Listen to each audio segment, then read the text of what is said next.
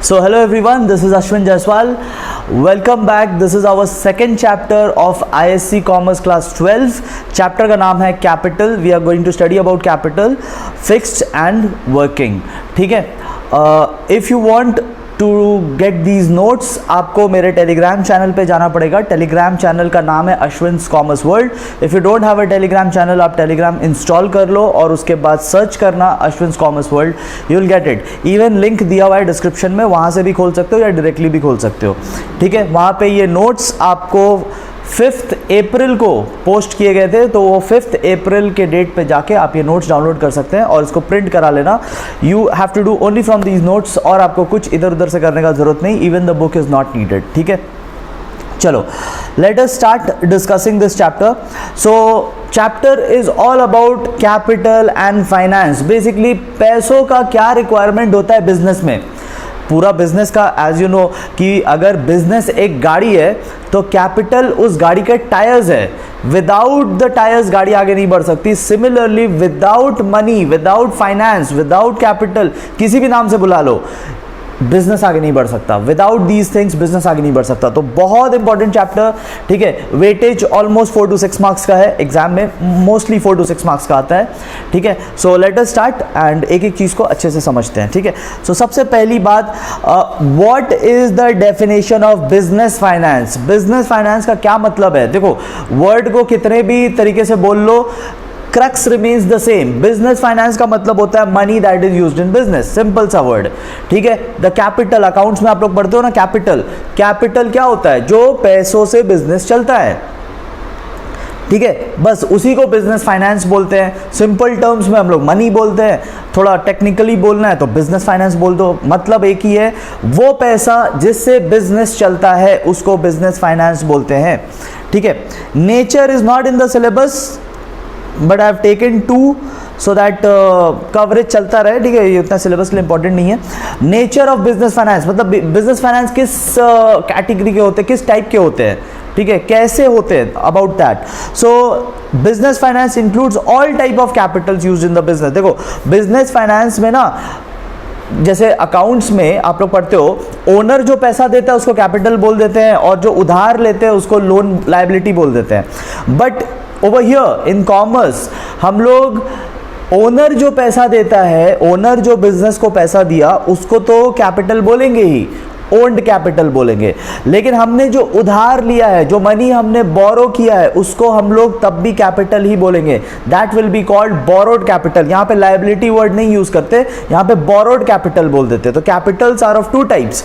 एक हो जाएंगे ओन्ड कैपिटल जो ओनर ने दिया, एक हो जाएगा बोरोड कैपिटल जो हमने उधार लिया, जिसको अकाउंट्स में लायबिलिटी बोलते हैं, उसको यहाँ पे बोरोड कैपिटल बोलते हैं. आई होप आपको ये चीज समझ में आ गई होगी. And business finance is needed in all types of business. चाहे आपका बिजनेस बड़ा बिजनेस हो या मीडियम साइज का बिजनेस हो या स्मॉल बिजनेस हो, कैसा भी बिजनेस हो, पैसा हर जगह लगेगा. एज आई टोल्ड यू, गाड़ी कोई सा भी हो, टायर सब में लगता है. ठीक है. सो बिजनेस कोई सा भी हो, फाइनेंस सब में लगता है. ठीक है. All right. Now very important part. देखो, यहां से एग्जाम में क्वेश्चन आ चुका है, 2 मार्क्स का आया है पहले, अभी और ज्यादा का भी आ सकता है, कि what are the importance of business finance. आप यहां से 5 इंपॉर्टेंस करके चलेंगे. ठीक है. 5 इंपॉर्टेंस करके चलेंगे, बिकॉज मैक्सिमम कॉमर्स में 5 मार्क्स का क्वेश्चन आता है.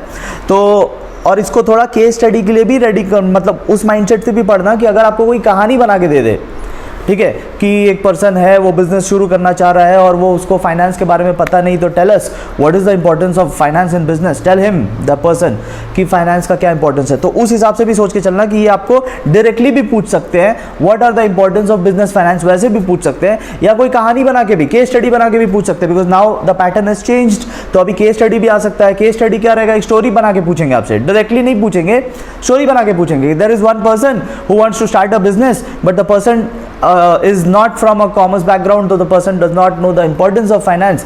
So please enlighten the person about the importance of finance. तो घुमा फिरा के क्या पूछा, यही पूछ रहे हैं, बट डायरेक्टली नहीं पूछ रहे, थोड़ा कहानी बना के पूछ रहे. तो उस हिसाब से भी आपको समझाना पड़ेगा. सी, हम लोग 5 पॉइंट करेंगे, 5 से ज़्यादा करने की जरूरत नहीं है यहाँ पे.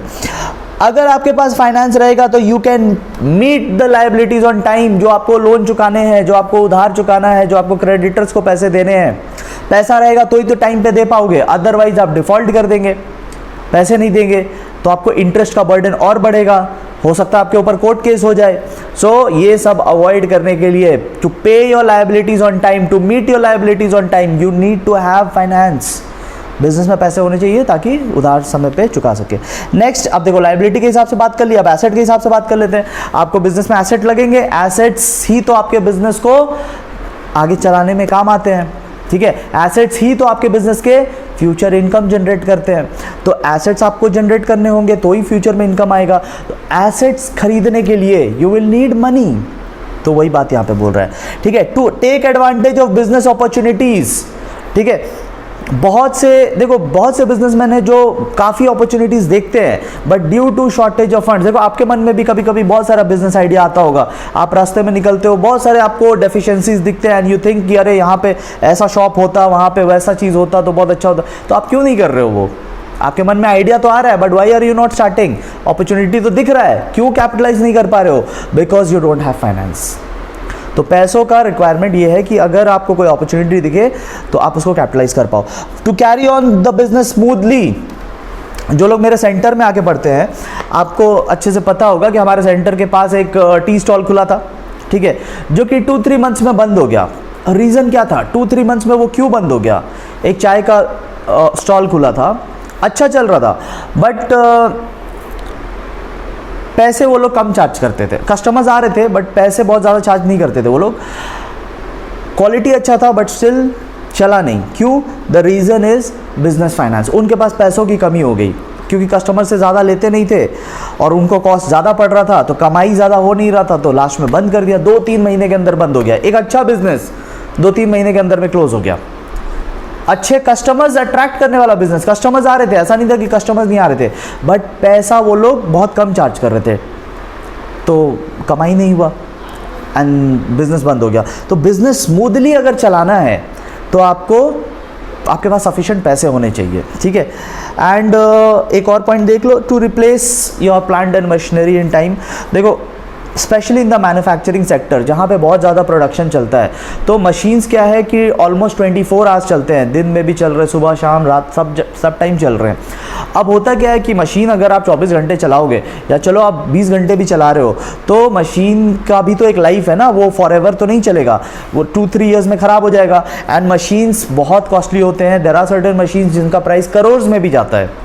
सो 2-3 साल में you need to replace your machines. अब रिप्लेसमेंट के लिए you need crores of money, तो वो पैसा आएगा कैसे? Through business finance. तो बिजनेस फाइनेंस का ये भी रोल है कि आपका रिप्लेसमेंट चलता रहे, मशीन्स का रिप्लेसमेंट चलता रहे, सो दैट आपका बिजनेस अच्छे से चले, ठीक है। 5 पॉइंट्स वी हैव डन। एक पॉइंट ये भी कर सकते हो कि अगर आपके पास पैसा रहेगा तो आपका मार्केट में एक गुडविल रेपुटेशन रहेगा, लोन वाले आपको अच्छे से लोन देंगे बिकॉज उनको कोई डर नहीं है, वो जानते हैं कि हाँ आपके पास पैसों की कमी नहीं है, ठीक है। So you will enjoy good reputation in the market also. अब हम लोग आते हैं सोर्सेज ऑफ फाइनेंस। अब देखो ये आपके बुक में बहुत लंबा चौड़ा करके दिया हुआ है। व्हाट आई हैव डन, वो स्कैटर्ड इन्फॉर्मेशन को एक जगह आपके लिए लाके मैंने रख दिया है। यहाँ से 2 मार्क्स का क्वेश्चन एक बार आया भी है 2009 में। 4 सोर्सेज ऑफ फाइनेंस पूछा था, 4 sources of finance for a proprietary concern. इन्होंने 4 सोर्सेज ऑफ फाइनेंस पूछे थे, आप देख सकते हो यहाँ पे, और 2 नंबर उसके लिए अलॉट किया गया था, ठीक है। तो देखो प्रोप्राइटरी मतलब क्या? Sole proprietorship. 3 टाइप के बिजनेस के बारे में यहाँ पे बात किया गया है। एक सोल प्रोप्राइटरशिप, क्लास 11 वाला सोल प्रोप्राइटरशिप, जहाँ 1% डज द बिजनेस। सेकंड आ जाता है पार्टनरशिप, जो आप लोग अकाउंट्स में भी पढ़ रहे होगे, पार्टनरशिप, जहाँ पे minimum 2 people come together to carry on a business, that's partnership. And तीसरा आ जाता है joint stock company. Joint stock company के बारे तो अभी चैप्टर 3 में हम लोग बात करेंगे। ये जो जितना चीज़ है ना, ये आपको याद करने का जरूरत नहीं है। जॉइंट स्टॉक कंपनी में you don't need to learn this because पूरा का पूरा चैप्टर 3 इसी के बारे में है। तो ये वाला आप अगर यहाँ से इग्नोर भी कर दो ना, तो चैप्टर 3 में पूरा इसके बारे में ही पढ़ाई है। तो हम लोग मेनली यहाँ पे फोकस करते हैं सोल प्रोप्राइटरशिप एंड पार्टनरशिप के ऊपर। अब सोचो, देखो कितना अच्छा क्वेश्चन पूछा। Even if you don't learn you can still think and answer this. अब देखो 4 सोर्सेज पूछा है, कहाँ से? एक प्रोप्राइटरी कंसर्न, प्रोप्राइटरी बिजनेस मतलब सोल प्रोप्राइटरशिप। एक सोल प्रोप्राइटरशिप, एक सिंगल जो ट्रेडर है वो कहाँ से पैसे ला सकता है? एक अपने जेब से ला सकता है, that is called owned money या फिर रिटेन मनी, ठीक है। एक वो अपने यार दोस्तों से उधार ले सकता है, ठीक है, he can borrow, that is also capital. I told you commerce में ये भी कैपिटल है, इसको बोरोड कैपिटल बोलेंगे। फिर वो बैंक्स एंड फाइनेंशियल इंस्टीट्यूशन के पास जा सकता है, ठीक है, SBI, एक्सिस बैंक, ICICI, ये लोग भी लोन देते हैं आपको बिजनेस करने के लिए। एंड आप स्टेट फाइनेंशियल कॉरपोरेशंस, एसएफसी जिसको बोलते हैं, तो वहाँ से भी small and medium term finance ले सकते हैं। 4 पॉइंट खाली करना है, लगभग यही सब पॉइंट पार्टनरशिप में भी है। पार्टनरशिप में पार्टनर्स लाएंगे पैसा। सेकंड, आप रिटेन कर सकते हो पैसे को, आप बैंक से बोरो कर सकते हो, आप फाइनेंशियल कॉरपोरेशन से पैसे ले सकते हो, तो वही सब पॉइंट्स इसमें भी मिलेगा। ठीक है, इसमें एक और पॉइंट एक्स्ट्रा डाल दिया है, सप्लायर्स ऑफ रॉ मटेरियल। जो लोग आपको रॉ मटेरियल देते हैं, सपोज आप बिजनेस कर रहे हैं, फर्नीचर बनाने का बिजनेस कर रहे हैं, तो फर्नीचर बनाते हो किससे? Would say. तो जो वुड सेल करने वाले लोग हैं, हो सकता है वो आपको थोड़ा पैसा दे दे। मतलब इनको बोलते हैं ट्रेड क्रेडिट्स। ट्रेड क्रेडिट जिनसे आपका ट्रेड रिलेशन है ना, उनसे हम लोग पैसे ले लेते हैं। तो बेसिकली 4 सोर्सेज बताना है, कोई बहुत हेडेक वाला चीज़ नहीं है, आप कोई भी 4 यहाँ से लर्न कर सकते हो। ठीक है, कंपनी का यहाँ से लर्न कर लो, या फिर अगले चैप्टर में पूरा इसी के बारे में हमें पढ़ाई करना है डेप्थ में, तो ये ऐसे भी लर्न हो जाएगा। तो I am not doing company over here, because वो हम लोग पूरा चैप्टर 3 इसी के ऊपर है।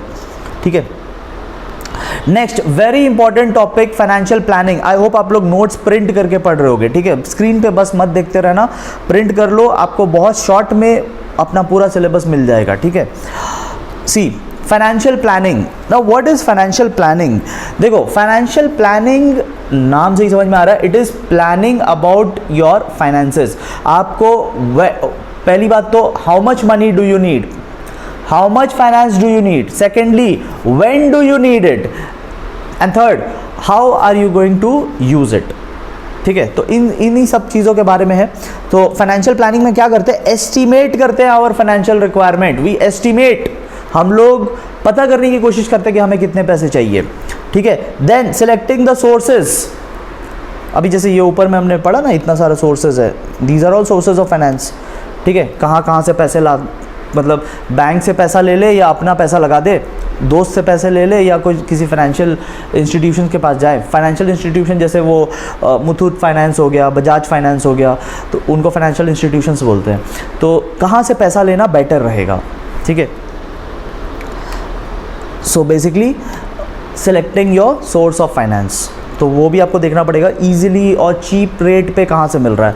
And then deciding how the funds will be utilize, इसको बोलते हैं फाइनेंशियल प्लानिंग।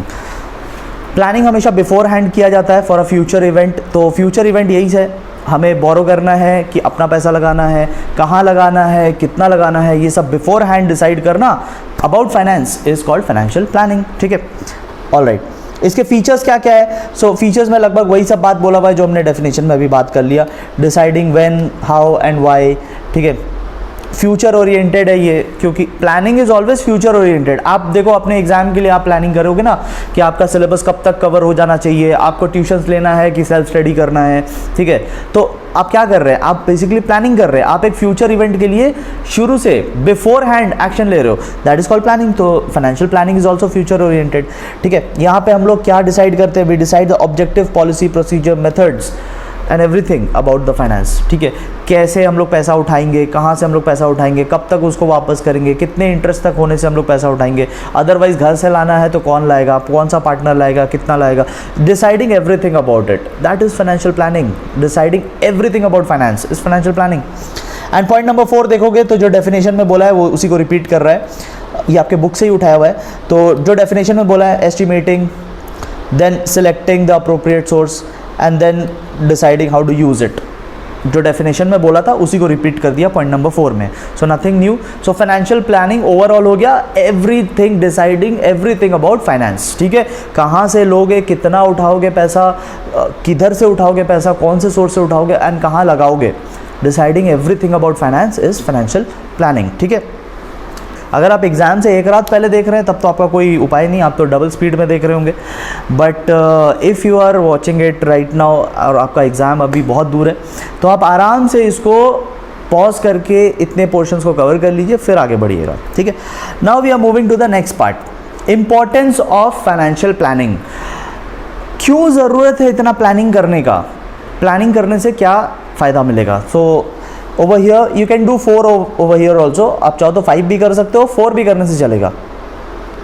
सबसे पहला साउंड फाइनेंशियल प्लानिंग, मतलब साउंड मतलब अच्छा फाइनेंशियल प्लानिंग। यहाँ पे साउंड का मतलब होता है गुड फाइनेंशियल प्लानिंग। तो if you do good financial planning it will help you to avoid the problem of shortage and excess funds. अगर आप प्लान करोगे, सपोज आपको एक प्रोजेक्ट लगाना है, एक नया फैक्ट्री सेटअप करना है और उस फैक्ट्री को सेटअप करने में 10 करोड़ का खर्चा आएगा, तो आप क्या करते हो, बैंक से 10 करोड़ का लोन उठा लेते हो और फैक्ट्री सेटअप करते हो। फैक्ट्री सेटअप करते करते आपको पता चलता है अरे नहीं यार 10 करोड़ नहीं, इसमें तो 12 करोड़ लगेगा, तो 2 करोड़ का शॉर्टेज हो गया ना। शॉर्टेज क्यों हुआ? बिकॉज गलत प्लानिंग किया, अच्छा प्लानिंग नहीं किया, it was not a sound planning. तो साउंड प्लानिंग का ये होता है ना कि आप शॉर्टेज ऑफ फंड्स में फंसोगे नहीं। कभी कभी एक्सेस ऑफ फंड्स भी हो जाता है, excess of funds is also problem. देखो सपोज वो फैक्ट्री सेटअप करने के लिए आपको 10 करोड़ का खर्चा लगेगा, आपने बैंक से बोरो कर लिया 10 करोड़ एंड फिर आपको पता चलता है 10 करोड़ नहीं यार 7 करोड़ में ही काम हो जाता, तो 3 करोड़ एक्स्ट्रा उठा लिया ना, अभी तो बैंक को इंटरेस्ट देना पड़ेगा इस 3 करोड़ पे, आपने ज्यादा पैसा उठा लिया मार्केट से, एक्सेस फंड हो गया आपके पास, अभी उस 3 करोड़ पे इंटरेस्ट दो, खाली बैठे बैठे इंटरेस्ट दो। क्यों लिया वो 3 करोड़ एक्स्ट्रा? कोई काम ही नहीं पड़ा उसका, बट बैंक तो दे दिया ना आपको, 3 करोड़ एक्स्ट्रा दे दिया, बैंक तो उस पर इंटरेस्ट चार्ज करेगा, तो you will be a loser.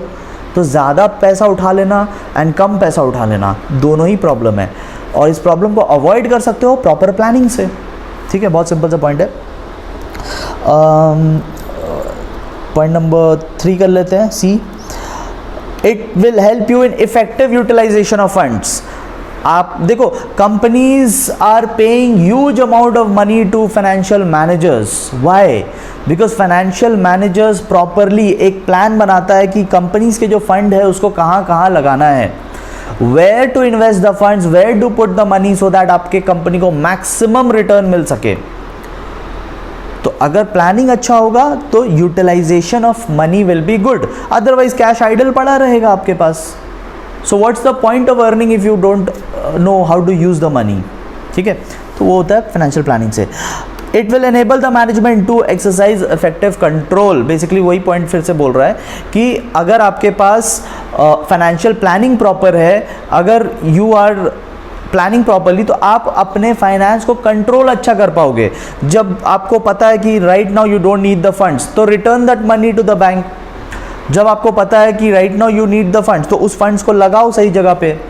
ये तभी हो पाएगा। देखो फाइनेंशियल प्लानिंग इतना सिंपल है नहीं, financial planning is a very tough task. The managers have to think a lot of things before taking any decision. उनके पास पैसा है, अभी अगर पैसे कोई ज़रूरत नहीं है तो वापस भी कर सकते हो बैंक्स को, अदरवाइज इंटरेस्ट पे करना पड़ेगा, या फिर पैसों की ज़रूरत है तो सही जगह पे लगाओ। Now there are many options, तो कहाँ पे लगाने से सबसे ज़्यादा पैसा आएगा?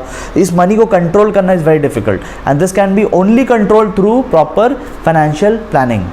ठीक है, तो फाइनेंशियल प्लानिंग का ये इंपॉर्टेंस है।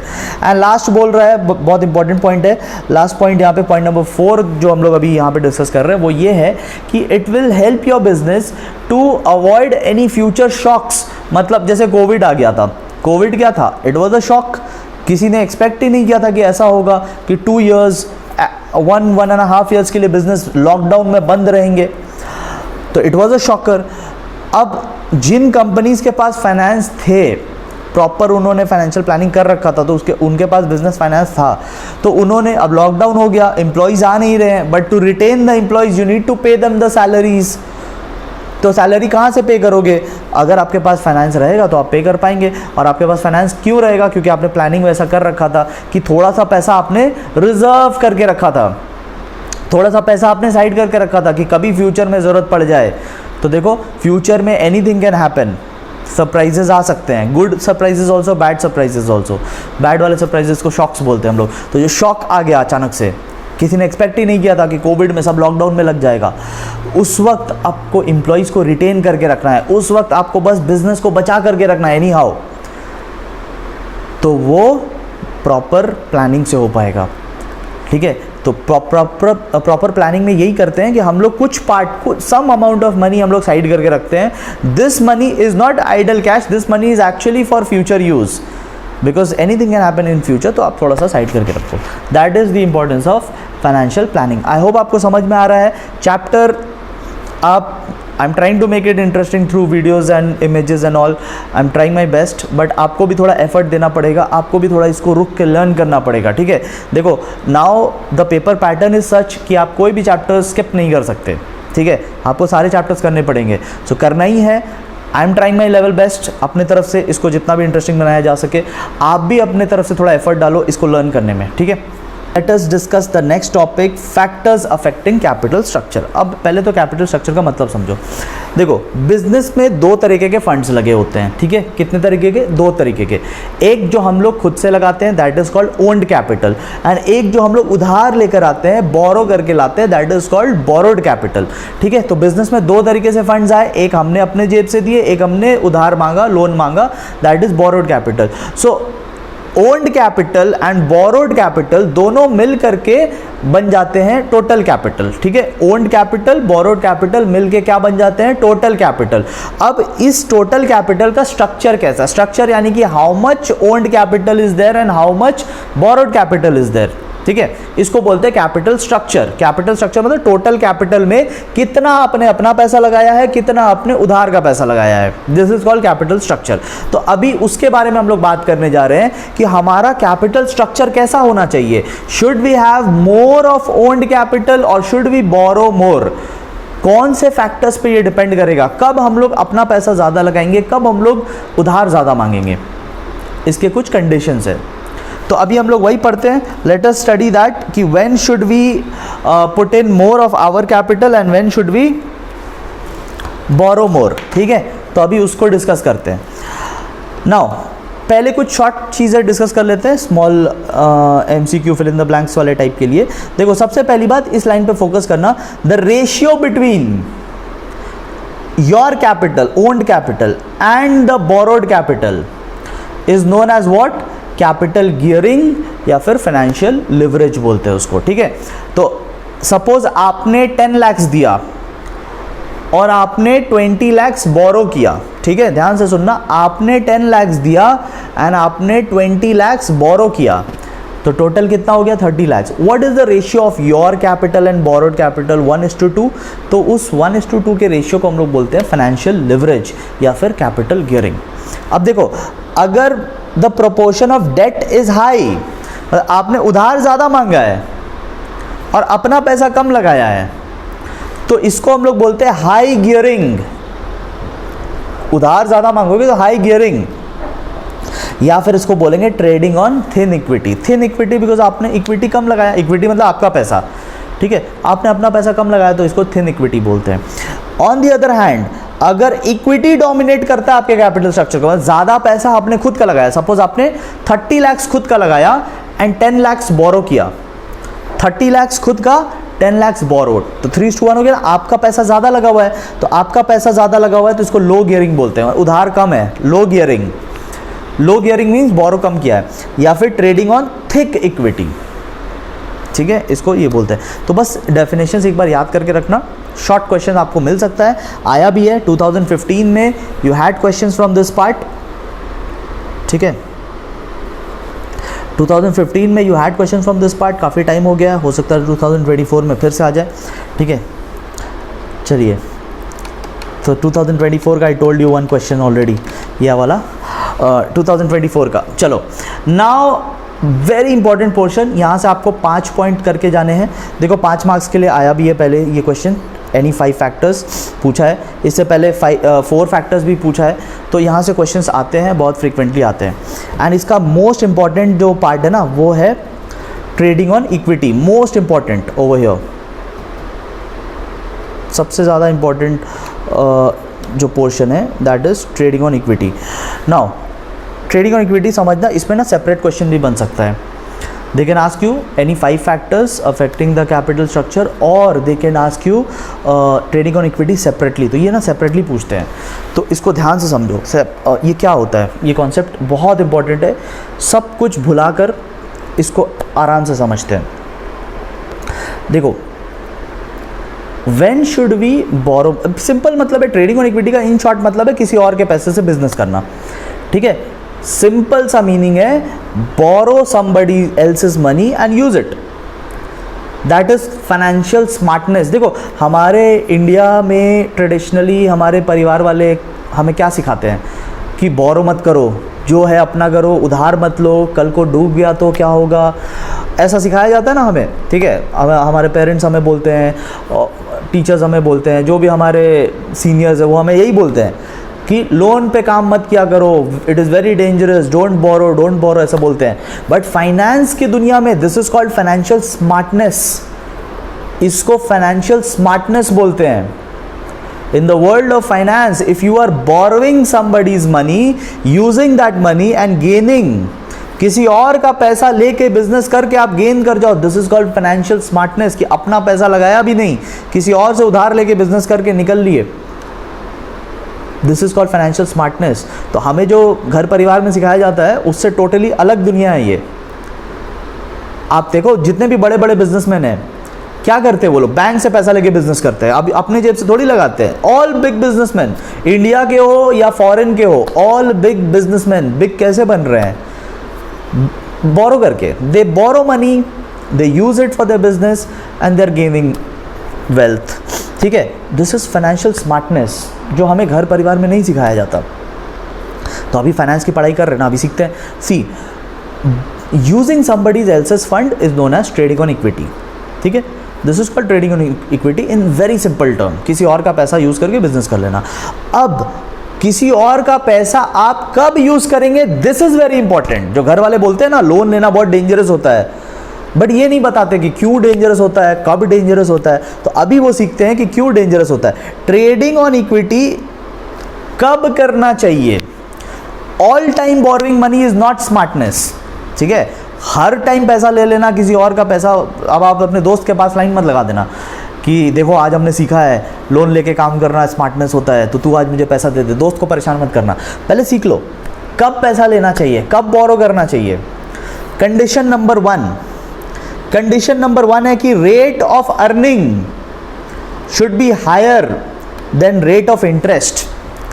आप बैंक से पैसा लेने गए 1 लाख रुपीज, बैंक ने बोला ठीक है I will give you 1 lakh rupees but I need 10% interest. Bank आपको फ्री में पैसा तो देगा नहीं, बैंक विल चार्ज 10% इंटरेस्ट। अब आपको देखना है कि क्या उस 1 लाख को लेकर आप 10% से ज़्यादा कमा सकते हैं, क्या आपका रेट ऑफ अर्निंग हायर रहेगा रेट ऑफ इंटरेस्ट से। If you can earn 11%, if you can earn 12%, if you can earn 13-14, anything more than 10, then you should go for the loan. 15% कमा लो, 10% उसको वापस दे दो, 5% तुम रख लो। Without any money from your pocket you are getting 5%। आपने अपने जेब से कुछ नहीं लगाया, पूरा का पूरा बोरो करके आपने काम चला लिया। This can only happen if you are earning more than what you have to pay. Interest जितना देना है उससे ज़्यादा कमा रहे, तो that is condition number 1। Second condition, आपके पास रेगुलर अर्निंग आते रहना चाहिए।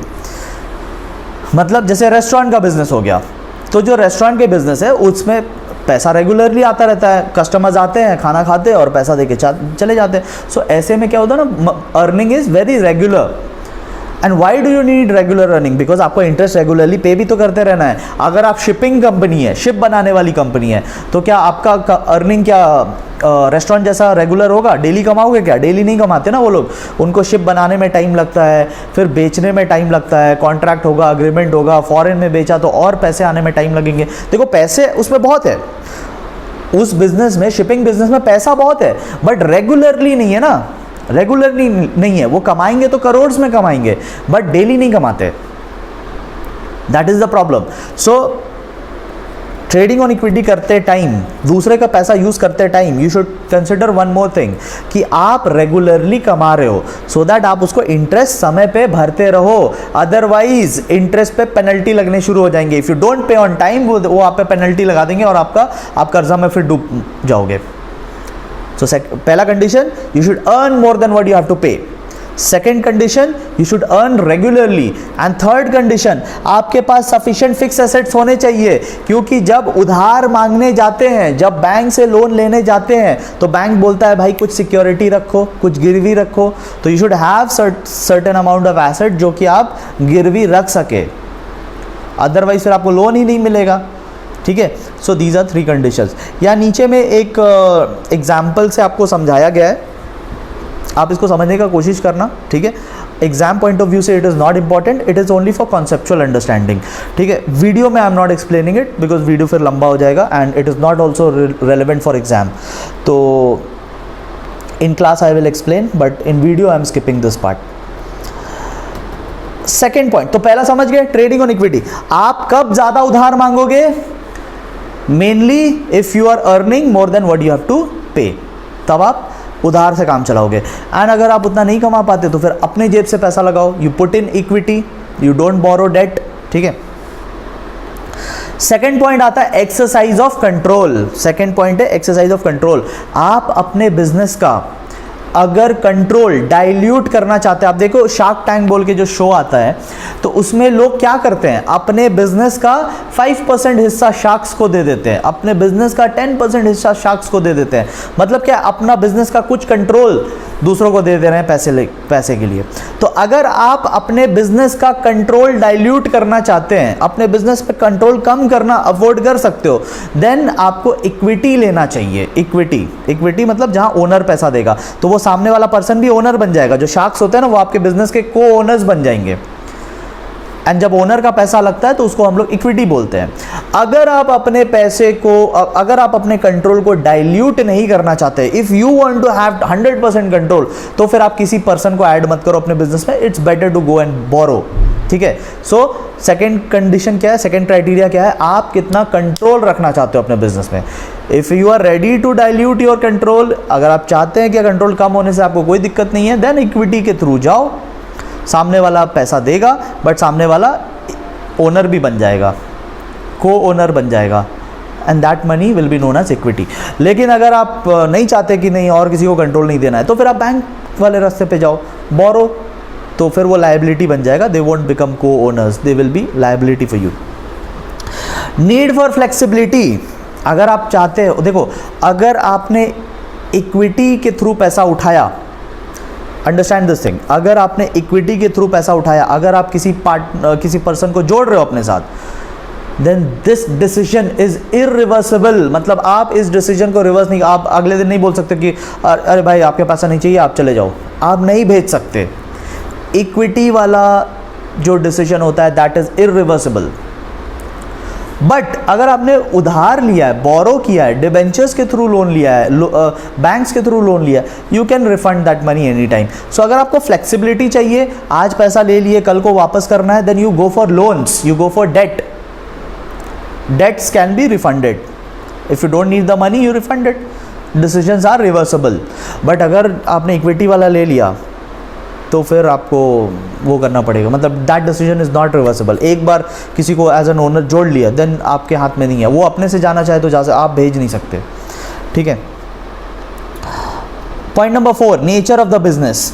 अब देखो यहाँ पे वही बात है, नेचर ऑफ द बिजनेस. अगर आप एंजॉय करते हो रेगुलर अर्निंग, अगर आपके पास पैसे रेगुलरली आ रहे हैं, जैसे कि रेस्टोरेंट्स वालों के पास डेली बेसिस पे पैसा आता रहता है. ठीक है. ट्रांसपोर्ट सर्विस में जो लोग हैं, बस चलाते हैं, टैक्सी चलाते हैं, उनके पास क्या है, पैसे रेगुलरली आते रहते हैं, तो they can go for loans. जिनके पास पैसा रेगुलरली आता है, they can go for loans, because interest देना पड़ेगा, तो उनके पास पैसा रेगुलरली रहता है, दे देंगे इंटरेस्ट. बट जिनके पास पैसा आने में काफ़ी टाइम लगता है, shipping business as I told you, aeroplane बनाने में काफ़ी टाइम लगता है. पैसा जब आएगा तो बहुत आएगा, बट पैसा आने में टाइम लगता है. तो ऐसे केसेस में you should try to avoid debt, because paying interest becomes very difficult. On the date of interest you need to have money. You can't say अरे मेरा पैसा तो 6 महीने बाद आएगा, 6 महीने बाद नहीं, इंटरेस्ट के साथ पेनल्टी लग जाएगा फिर. ठीक है. Next point is cost of financing. ठीक है. कॉस्ट ऑफ फाइनेंसिंग, तो यू हैव 2 ऑप्शंस. आप इक्विटी के थ्रू पैसा उठाओ, you have second option debt के थ्रू पैसा उठाओ. जो वाला आपको सस्ता पड़े आप वहाँ से पैसा उठाओ. नॉर्मली यहाँ पे आपके बुक बोल रहे हैं कि cost of debt is slightly lower. ठीक है. डेट में क्या है, थोड़ा बहुत लीगल चार्जेस देना पड़ता है, थोड़ा बहुत डॉक्यूमेंटेशन करवाना पड़ेगा, लॉयर से कुछ डॉक्यूमेंट्स प्रिपेयर कराएंगे, बस ये सब काम हो जाएगा. दूसरे वाले में इंटरेस्ट का पेमेंट है.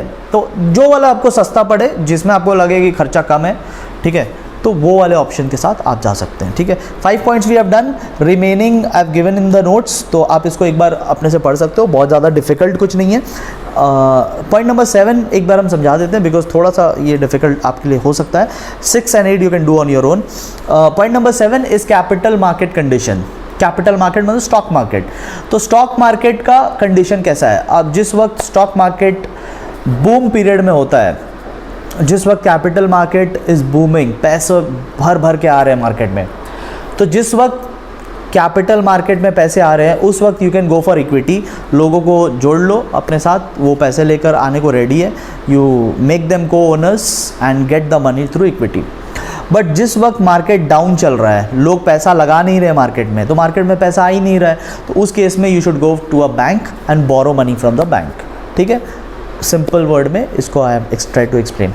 सो this is one part of the chapter that is over.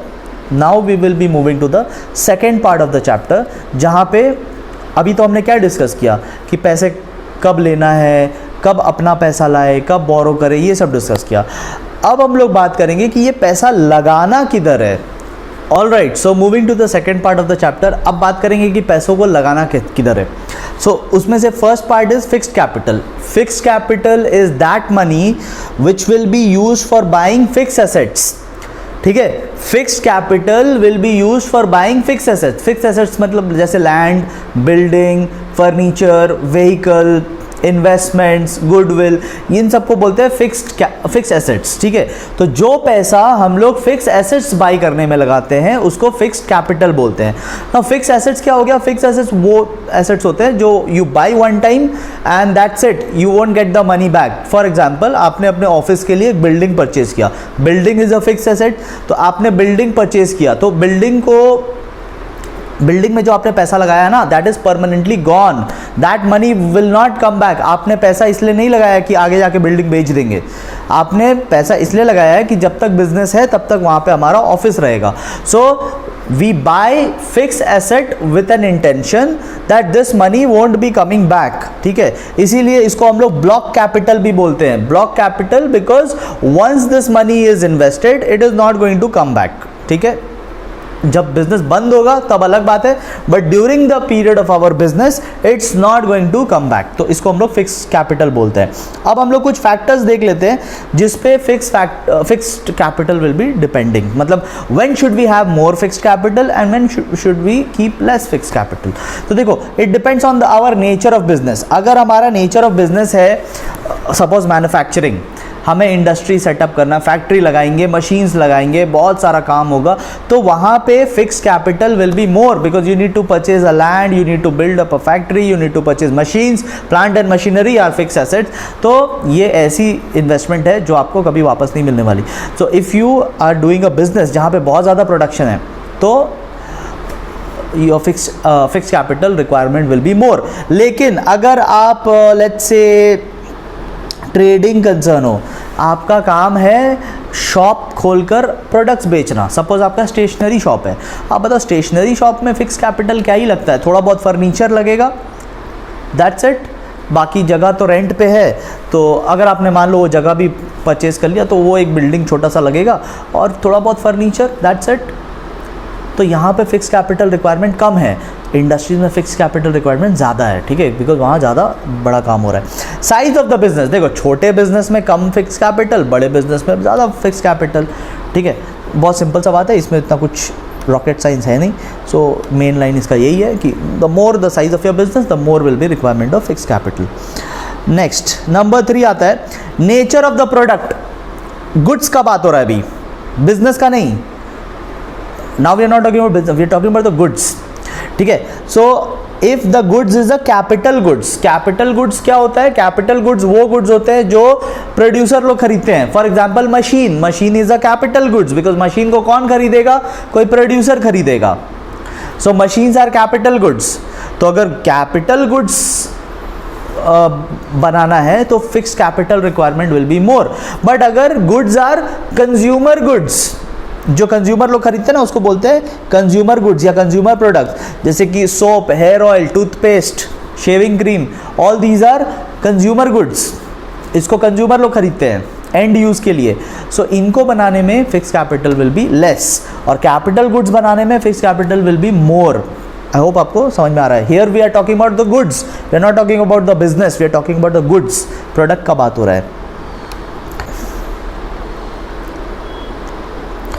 Next आता है point number 4। Point number 4 talks about the method of production. तो आपका जो प्रोडक्शन मेथड है, इज दैट कैपिटल इंटेंसिव, मतलब बहुत ज़्यादा मशीन लगता है क्या उसमें? If yes then fix capital requirement will be more. लेकिन अगर आपका मेथड जो है वो लेबर इंटेंसिव है, लेबर लोग ही बना देते हैं, छोटा मोटा उनको टूल्स दे दो वो बना लेंगे, तो if it is labour intensive तो फिक्स कैपिटल ज़्यादा नहीं लगेगा। If it is machine oriented capital intensive तो फिक्स कैपिटल ज़्यादा लगेगा। ठीक है, नेक्स्ट आता है last point we are discussing, 5 point करने से भी हो जाएगा। डाइवर्सिटी ऑफ प्रोडक्ट लाइन, आपका जो प्रोडक्ट है वो कितने प्रोडक्शन यूनिट से गुजरता है, how many assembly lines are there. जैसे फॉर एग्जांपल कार बनाने का जो सेटअप होता है वो बहुत ह्यूज होता है। लाइक कार के बॉडी को एक जगह बनाया जाएगा, कार के इंजन को एक जगह बनाया जाएगा, कार का जो स्टीयरिंग है वो एक जगह बनाया जाएगा, कार के टायर्स कहीं और से आते हैं, ठीक है, कार के जो एयर बैग्स है वो कहीं और बनते हैं, and then the whole unit is brought at one place and वो कार का शेप ले लेता है। So if your setup is so heavy तो fix capital requirement will be more. But अगर आप छोटा मोटा कोई चीज़ बना रहे हैं, लाइक फॉर एग्जांपल पेपर्स बना रहे हो, तो फिर उसका फिक्स कैपिटल उतना नहीं लगेगा जितना कार का लगेगा।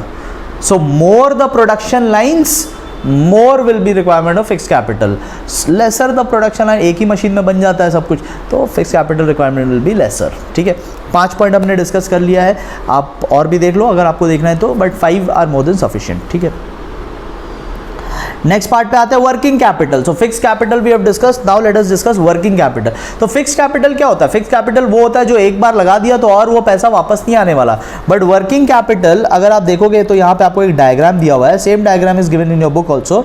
देखो आपने कैश से स्टार्ट करना है, कैश के बाद आप, अगर आपको स्क्रीन पे नहीं नज़र आ रहा है तो आई होप आप प्रिंट करवा के बैठे हो नोट्स, ठीक है, और अगर आप नोट्स नहीं भी प्रिंट करवाए हो तो आपको ये बुक में भी मिल जाएगा सेम डायग्राम। देखो कैश से यू स्टार्ट, कैश से आप क्या खरीदोगे? रॉ मटेरियल खरीदोगे, तो you purchase raw material with cash. फिर रॉ मटेरियल आपका क्या बन जाएगा? Work in progress. उस रॉ मटेरियल में कुछ आप काम करेंगे तो वो वर्क इन प्रोग्रेस बन जाएगा। वर्क इन प्रोग्रेस आपका क्या बन जाएगा? Finish goods. Finally the goods will be ready, और वो गुड्स फिर आप किसी को बेच दोगे तो वो आपका डेटर या रिसीवेबल बन जाएगा, और फिर वो जो डेटर बन गया वो वापस से आपको कैश दे देगा। तो यहाँ पे क्या है ना, कैश शुरू होता है, घूम फिर के वापस कैश में कन्वर्ट हो जाता है, तो ये पैसा वापस आता है। इसको हम लोग बोलते हैं working capital. Working capital comes back to us, and because it comes back to us इसीलिए हम लोग इसको सर्क्यूलेटिंग या फिर रिवॉल्विंग कैपिटल भी बोलते हैं, because it circulates and come back, it revolves and come back. वो वाला क्या था? फिक्स वाला ब्लॉक कैपिटल था, वो एक जगह लग गया तो बस ब्लॉक हो गया money. This one comes back. ठीक है, ओके, अब हम लोग एक बार देख लेते हैं जो वर्किंग कैपिटल है, it is described in 2 senses. यहाँ पे लिखा ना, it is described in 2 senses. एक हो जाता है ग्रॉस वर्किंग कैपिटल, एक हो जाता है net working capital. See if you are talking only about that money जो कि आप करंट एसेट में लगाओगे, देखो फिक्स एसेट वाला पहले बात कर लिए, फिक्स एसेट फिक्स कैपिटल से खरीदते हैं, वर्किंग कैपिटल से भी बाय करंट एसेट्स। ठीक है, current asset are short term assets, ठीक है, जो परमानेंट नहीं है आपके बिजनेस में, वो घूम फिर के वापस कैश बन जाएगा। ठीक है, तो जैसे रॉ मटेरियल क्या परमानेंट थोड़ी रहेगा? वो रॉ मटेरियल आप यूज़ करोगे, फिनिश गुड्स बनेगा, कोई खरीदेगा और पैसा वापस आ जाएगा। So these are called current assets, they are not permanent in nature. अब देखो, अगर आपका पैसा सिर्फ करेंट एसेट में लगा हुआ है तो that money is called gross working capital. ठीक है, gross working capital is what? Total value of your current asset, बस उसी को हम लोग ग्रॉस वर्किंग कैपिटल बोलेंगे। Only the asset side current asset को बोलते हैं। लेकिन अगर इसी करंट एसेट में से अगर आप करंट लायबिलिटीज माइनस कर दो तो वो बन जाता है नेट वर्किंग कैपिटल। ठीक है, तो gross working capital is only the asset side, net working capital is current asset minus the current liabilities. ठीक है, उसको बोलते हैं नेट वर्किंग कैपिटल।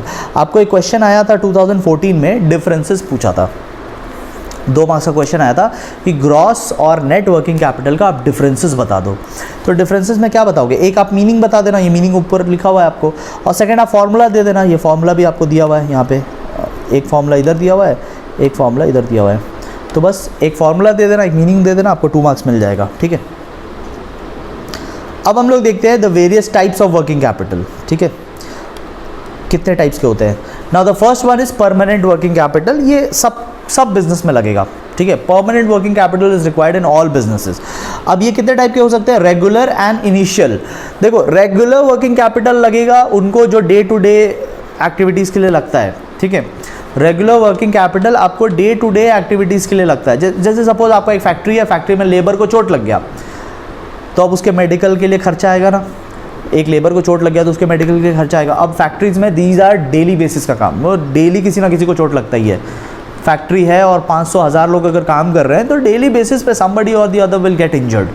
तो उस पर जो पैसा लग रहा है उसका ट्रीटमेंट पे, उसको आप कॉटन वॉटन बांध रहे हो, उसको डेटॉल लगा रहे हो, उस पर जो खर्चा आ रहा है थोड़ा बहुत, that is all regular working capital. ये रेगुलर चलता रहता है, एवरी डे का ये काम है, ठीक है।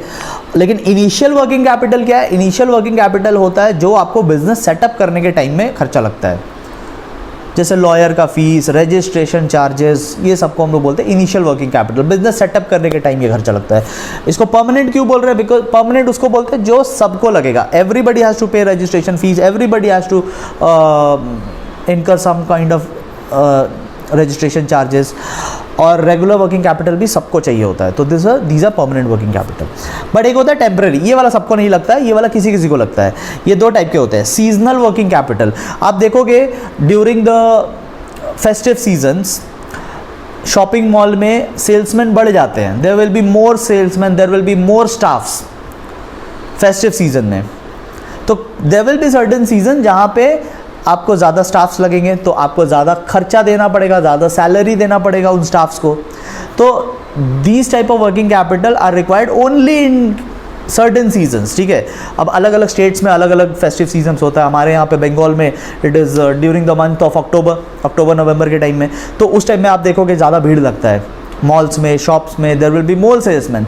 तो जो शॉप ओनर्स है उनको ज़्यादा सैलरी, उनको ज़्यादा वर्किंग कैपिटल लगेगा, ज़्यादा पैसा लगेगा उस टाइम, ठीक है। एंड एक होता है special working capital. Special working capital कभी कभार आपको लग सकता है, लाइक फॉर एग्जांपल आप पे कोई कोर्ट केस हो जाए, तो अभी आपके ऊपर कोर्ट केस हो गया तो अभी आपको लॉयर का खर्चा लगेगा ना, आपको कोर्ट में हियरिंग के लिए जाना पड़ेगा, you need to hire a lawyer, और फिर डॉक्यूमेंट का खर्चा, ये वो। तो दीज आर स्पेशल थिंग्स। ये सबके साथ नहीं होता है, ये किसी किसी के साथ होता है, कभी कभार आपको लग सकता है। तो it can be seasonal also, it can be special, any time भी हो सकता है, ठीक है। तो जो जो एग्जाम्पल्स आई एम गिविंग वो सब एग्जाम्पल आप बगल में यहाँ लिखते चलना, ठीक है, वरना आपको बार बार मतलब every time you have to watch the video.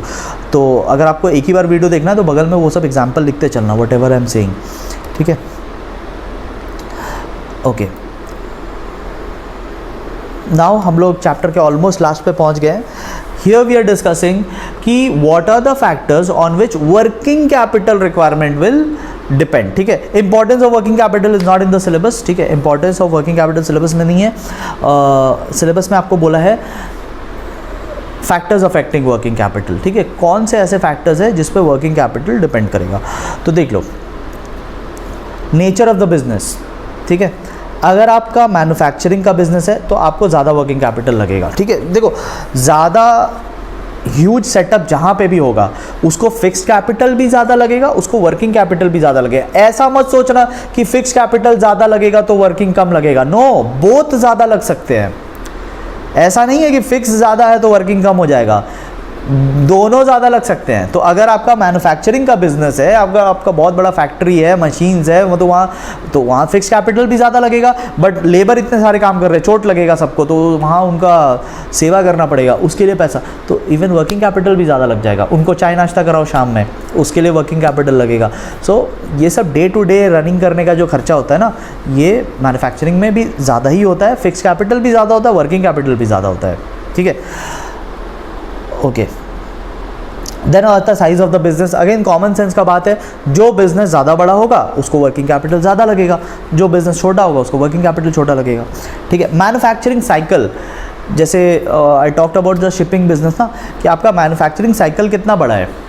Like अगर आप कैश से रॉ मटेरियल खरीदे, रॉ मटेरियल को फिनिश गुड्स बनाए, फिनिश गुड्स बेच के वापस कैश मिला, ये साइकिल जो पूरा था ये कितना बड़ा है आपका? 6 मंथ्स ले लेता है क्या, या 1 मंथ में ही हो जाता है, या रेस्टोरेंट वालों के जैसा 1 डे में हो जाता है? वो देखो, रेस्टोरेंट वाले क्या करते हैं, कैश से वो वेजिटेबल्स खरीदेंगे, मैदा वगैरह खरीदेंगे, शाम तक में वो उसको बनाएंगे फिनिश गुड्स, बेच के शाम तक में उनका कैश वापस आ जाता है। तो क्या आपका मैन्युफैक्चरिंग साइकिल 1 डे का है या आपका मैन्युफैक्चरिंग साइकिल 1 ईयर का है? If you are getting cash quickly restaurant वालों के जैसा, तो you need less working capital because आपके पास पैसा आ तो जा रहा है ना. बट अगर आपका कुछ ऐसा प्रोडक्ट है जो बनने में बहुत टाइम लग जाता है, the manufacturing cycle is quite long, then in those cases आपको वर्किंग कैपिटल अपना रखना पड़ेगा ज़्यादा, क्योंकि ये पैसा तो 1 साल बाद आएगा. So you need to have some money in your backup. ठीक है. देन आता है रैपिडिटी ऑफ टर्नओवर. टर्नओवर मतलब कितना सेल करते हो. ठीक है. तो उसका रैपिडिटी कितना है, मतलब कितना ज़्यादा आपके पास पैसा आ जाता है. ठीक है. So if the turnover is very rapid, जल्दी जल्दी सेल्स होते हैं, बहुत जल्दी पैसा आ जाता है आपके पास, तो फिर वर्किंग कैपिटल उतना रखने का ज़रूरत नहीं है, बिकॉज पैसा आ तो जा रहा है ना. तो why should you keep lot of money अलग से भी.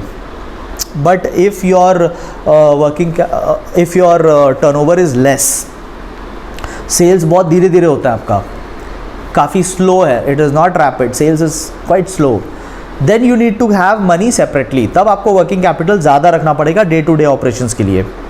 समझ गए. और एक पॉइंट और कर लेते हैं, 5 पॉइंट हो जाएगा हमारा. Which one should we do. चलो ये पॉइंट नंबर 5 भी कर लेते हैं, terms of purchase and sale. ठीक है. तो डिपेंड करता है ना कि जब आप परचेज करने जा रहे हो raw material, you are going to purchase raw material, तो आपको क्रेडिट में मिलता है या आपको कैश देना पड़ता है. अगर आपको क्रेडिट में मिल जाए तो you need less working capital, but अगर आपको कैश पे करना पड़ेगा तो आपके पास वर्किंग कैपिटल होना चाहिए जिससे आप पे कर पाओ. एंड आप कैसे सेल करते हैं, हाउ डू यू सेल. आप क्रेडिट पे देते हो क्या. अगर आप क्रेडिट पे देते हो तो आप अपना बैकअप फिर बना के रखो, वर्किंग कैपिटल फिर अच्छा खासा रखो, बिकॉज आप तो क्रेडिट पे बेच रहे हैं, तो पैसा तो आ नहीं रहा है अभी आपके पास. डे टू डे का काम कैसे करोगे, तो फिर इस पैसे से करना पड़ेगा.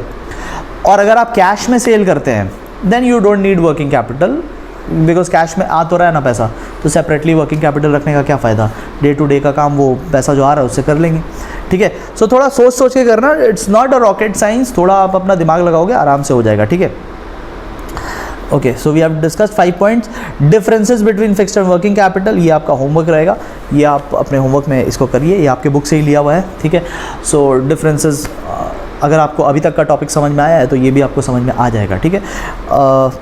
अगर आपको ये वीडियोस हेल्प किया है तो प्लीज़ इस वीडियो को ज़रूर लाइक करना. कमेंट में डू टेल मी कि आपको ये सेशंस कैसे लग रहे हैं. And one very important thing, commerce के जो वीडियो रहेंगे वो ऑलमोस्ट 10 डेज़ के गैप में आएंगे. 10 डेज़ से पहले देखो मेरे को डिफ़िकल्ट होगा, सो ऑलमोस्ट 10 डेज़ के गैप में आएंगे. So that's what I wanted to tell you. हम लोग मिलेंगे अगले चैप्टर के लिए, चैप्टर नंबर 3. तब तक के लिए इसको कंप्लीट करके रखो. Thank you so much everyone.